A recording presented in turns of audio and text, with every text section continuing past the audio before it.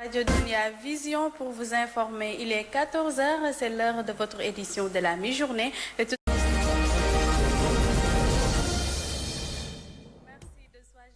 Radio Dunia Vision pour vous informer. Il est 14 heures, c'est l'heure de votre édition de la mi-journée. Et tout de suite, les grandes lignes.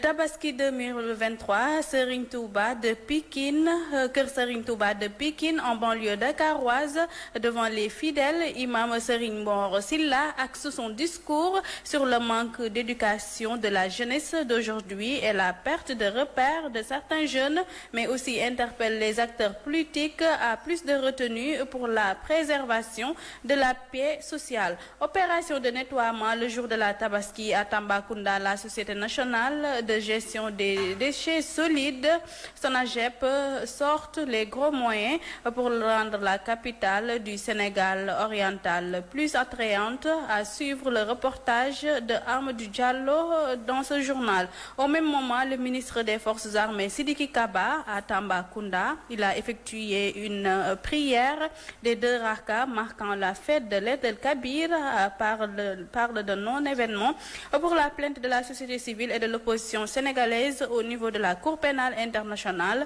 pour le gouvernement de Macky Sall pour crime contre l'humanité. Le développement, c'est tout de suite.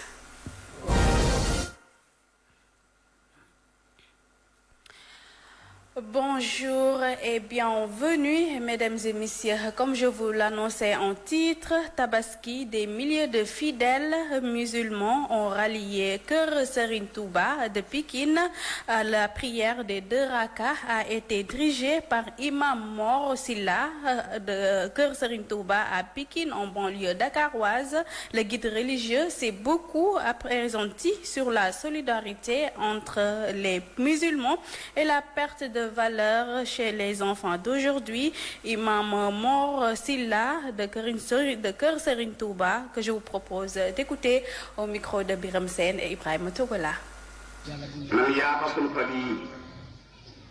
La Tabaski est une période de cohésion sociale mais aussi d'entraide. C'est la raison pour laquelle j'appelle toutes les personnes de s'entraider, surtout en ces grands jours où le bon Dieu nous a dit de venir au secours à ceux qui le désirent. Le secours aux indigents est un acte très fort envers le Tout-Puissant.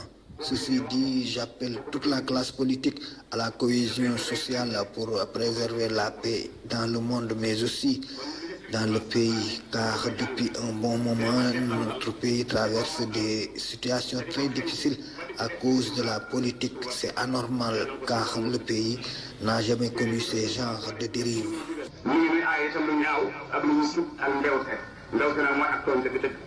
Je vous le disais dans les titres, opération de nettoiement le jour de la Tabaski à Tambacounda, la Société nationale de gestion des déchets solides, SONAGEP, sort les gros moyens pour rendre la capitale orientale plus attrayante à suivre.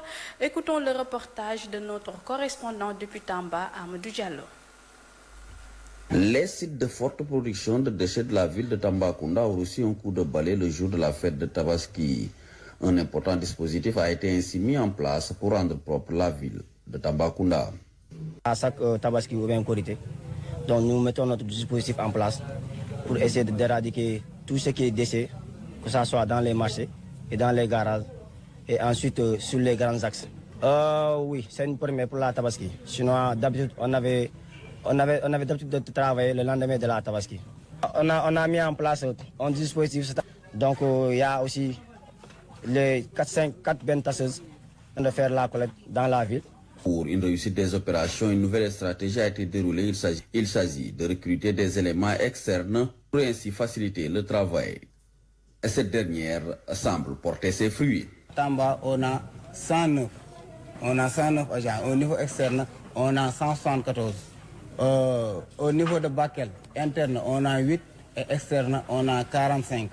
Au niveau de Koupentoum, interne, on a à peu près 16 et externe, on a 57. Au niveau de Goudri, on a interne 5 et externe 12. Ce qui fait un nombre de 429 agents mobilisés dans la région de... La question de salubrité doit être l'affaire de tous. C'est pourquoi les populations sont aussi appelées à plus de collaboration. À Tambacounda, les éléments de ces SONAGED sont plus que jamais engagés à rendre propre la ville conformément à la volonté du chef de l'État et traduit aujourd'hui en acte par le directeur général de la SONAGED, M. Massiam. Merci à Amadou Diallo pour ce reportage représentant le chef de l'État à la Grande Mosquée de Dakar.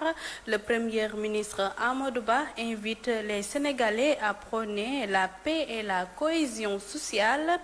Dans ce même sillage, il réaffirme que les résultats issus du dialogue national auront des impacts sur la vie politico-sociale du pays. Amadou Ba, Premier ministre du Sénégal, que je vous propose d'écouter au micro de Pape Hassan Diop et Moussassi. Une occasion pour nous, toutes et tous, de rendre grâce à Allah et de prier pour la paix, l'unité et la concorde dans notre pays, en mettant l'intérêt du Sénégal au-dessus de toute autre considération. L'imam Ratib est revenu longuement sur cette question. S'inscrivant dans l'esprit de la Tabaski, c'est aussi sa conviction et sa vision profonde. Le président Macky Sall a invité à un dialogue pour donner suite aux appels persistants à la paix et à la concorde nationale qu'il a constamment appréciés. Les Sénégalais qui partagent cette dynamique de paix et d'unité dans la cohésion ont massivement participé aux travaux. Les conclusions et recommandations importantes qui ont été formulées constituent la base d'un large consensus au sein de la classe politique, la société civile, les représentants des familles religieuses musulmanes, du clergé catholique et de l'Église protestante. Se fondant sur le consensus et les accords obtenus par la grâce de Dieu, le président de la République a demandé au gouvernement de préparer et de lui soumettre, dans les meilleurs délais, les textes de loi nécessaires à la mise en œuvre des points de convergence pour que notre pays s'achemine dans l'intérêt national vers des élections transparentes, inclusives et paisibles. Les plaintes contre le Sénégal à la CPI sont vouées à l'échec. Ceux qui le font veulent seulement viser l'honneur du président Macky Sall et le Sénégal, mais ça ne passera pas. C'est du moins l'avis de Maître Sidiki Kaba, présent à Tambacounda pour la fête de la Tabaski. Le ministre des Forces armées s'est aussi prononcé sur le rappel des contingents de l'armée. Pour M. Sidiki Kaba, le Sénégal se prépare à faire face à toutes sortes de menaces qui pourraient venir de partout. Maître Sidiki Kaba, ministre des Forces armées, au micro de Amadou Diallo. Ces plaintes sont foncièrement fantaisistes et désobligeantes. Elles visent évidemment à atteindre l'honneur et la dignité de la clé de voûte des institutions de la République du Sénégal. Elles seront vouées à l'échec. Elles auront le destin d'un coup d'épée dans l'eau. La CPI est une juridiction de dernier recours. Elle ne saurait se saisir des crimes et délits supposés être commis au niveau du Sénégal. Il en est exactement la même chose en ce qui concerne la France. Une ancienne puissance coloniale ne saurait juger les affaires qui se passent au niveau du Sénégal. Le Sénégal est un État souverain et qui a des institutions qui fonctionnent, des institutions qui ont la capacité d'apporter tout au niveau de l'armée. Nous l'avons fait au niveau des moyens, ou des menaces protéiformes ou asymétriques. Et cela n'est possible que lorsque nous avons les équipements et nous avons les hommes qui pourraient faire face à cela. Nous avons fait le rappel de tous les contingents, d'un certain nombre de contingents qui viendront renforcer déjà ceux qui sont déjà sur place, et de sorte que nous ne puissions pas être surpris par quelques événements qui viendraient de partout. Depuis la ville tricentenaire de Saint-Louis, le ministre du Transport terrestre, des Infrastructures et du Désenclavement, par ailleurs maire de Saint-Louis, Mansour Faye souligne que le système du transport sénégalais va connaître des changements à travers le renouvellement du parc automobile. Devant la mosquée de Djofène, il appelle les Sénégalais à la cohésion sociale, en particulier l'opposition, pour apaiser la tension politique. Mansour Faye, que je vous propose d'écouter au micro de Bayogo Chao.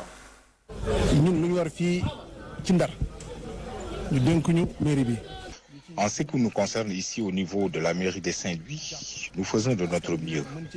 On se soucie beaucoup de la situation des citoyens, surtout ici à Ndiolofène. Et nous saluons d'ailleurs les efforts de la famille de l'imam. Nous savons que cet endroit est une zone inondable. Si vous vous souvenez, écoute, on venait même faire la pêche ici. On se baignait ici. Alors si vous voyez qu'il y a un bâtiment qui a été érigé, cela illustre les efforts qui ont été fournis par les initiateurs. Et c'est le lieu de leur rendre un hommage mérité.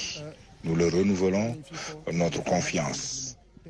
Et dans la foulée, nous appelons à la paix, à la concorde nationale. Et nous prions le bon Dieu.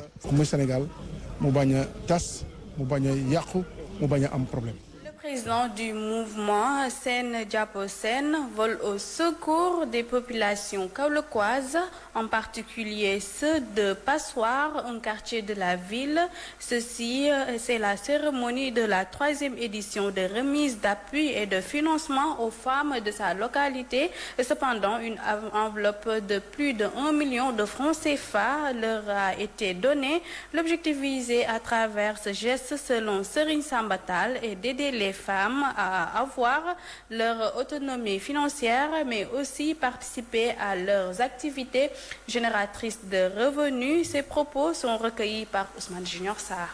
C'est un moment de communion, c'est un moment d'entraide. C'est pourquoi nous sommes venus pour apporter notre soutien au mouvement Sen Diapo Sen et à la population kaolackoise. Donc en ces moments où le pays est en situation un peu compliquée, c'est pourquoi nous sommes revenus pour aider le quartier, aider les Kaolackois. Nous avions subventionné et financé les femmes auparavant à hauteur de 500 000 CFA. Nous sommes revenus aujourd'hui pour apporter notre touche à l'édifice, c'est-à-dire leur donner 1 million CFA encore pour leurs activités. Pour les denrées alimentaires, on a donné plus de 50 sacs d'oignons et 30 sacs de pommes de terre pour accompagner le mouvement. Nous sommes à notre 3e édition parce que tous ces actes, auparavant, nous l'avions fait et nous le ferons à l'avenir aussi. Nous ne sommes pas venus dans la politique pour faire des actions sociales. Les actions sociales, on l'a mené depuis notre tendre enfance. Nous avons été président d'ASC dans ce quartier. Nous avons été président de mouvement des jeunes dans ce quartier. Donc, je d'apporter notre contribution aussi aux audiences, aux autorités étatiques. Si ces audiences-là sont à l'État, parce que l'État ne peut pas tout faire. Donc, je crois que nous sommes Donc, je crois que nous sommes venus très sincèrement pour apporter notre contribution et pour apporter notre pierre à l'édifice. Sport à présent suspendu dans leur terrain avec une amende de plus de 2 millions de francs CFA. Le club Fagnon de la banlieue AS Pikine, suite aux incendies qui ont émaillé leur rencontre contre la Giraffe lors de la 20e journée de la Ligue sénégalaise du football professionnel. AS Pikine monte au créneau face à la Place. Le club de la banlieue juge anormal cette décision de la Ligue. Cependant, ils comptent interjeter un appel dans la foulée. Ils ont laissé entendre que si l'insistance dirigeante du foot sénégalais ne veulent plus dans le championnat, qu'il la leur notifie. À ce propos, nous allons écouter Famara Koli de l'AS Pikine au micro de Biram Sen et Ibrahima Tsogola.